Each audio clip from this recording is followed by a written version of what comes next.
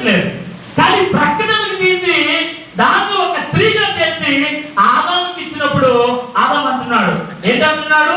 నా ఎముకల్లో ఎముక, నా మాంసంలో మాంసమా, నీవు నరుడి నుండి తీయబడ్డావు కాబట్టి, నా నుండి తీయబడ్డావు కాబట్టి నా దాన్ని అనబడతావు అన్నట్లుగా మాట్లాడి ఉన్నాడు. కాబట్టి ప్రియులారా, మన దేవుడు ఎముకతో ఒక స్త్రీని చేశాడంటే ఎంత గనుడు ఆలోచించండి.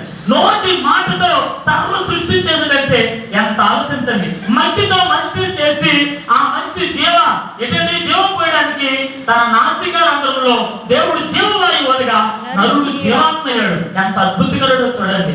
ఈ అద్భుతకరుడే ఏమంటున్నాడు? వివాహం అనే విషయాల్లో ఘనమైనది. ఎందుకంటే వివాహం చేసింది మొట్టమొదట ఆయనే. కాబట్టి దేవుడే ఈ వివాహాన్ని చేశాడని గణేష్ అలాగే అమూల్య ఇద్దరు చక్కగా ఉన్నారు. నిజంగా మంచి సూట్ తో చాలా అందంగా ఉన్నాడు సహోదరుడు. అలాగే మంచిగా ఈ సహోదరి కూడా ఉంది. దేవుడు వీళ్ళని జతపరచడానికి నిజంగా దేవుడు ఆయుషిస్తే యుగాలు దేవుడితో నివసించే వరకు వారు ఫలించాలని, అభివృద్ధి పొందాలని ఈ వివాహాన్ని జరిగిస్తున్న యావతి దేవుడి యొక్క దీవెనలు, మీ అందరి ఆశీర్వాదాలు, దైవ సేవకుల యొక్క దీవెనలు వారు పొంది ఫలించి అభివృద్ధి పొంది భూమిని నింపండి అనే దేవుడి యొక్క మాటని కూడా వారు నెరవేర్చాలని కోరుకుంటూ వారిద్దరికి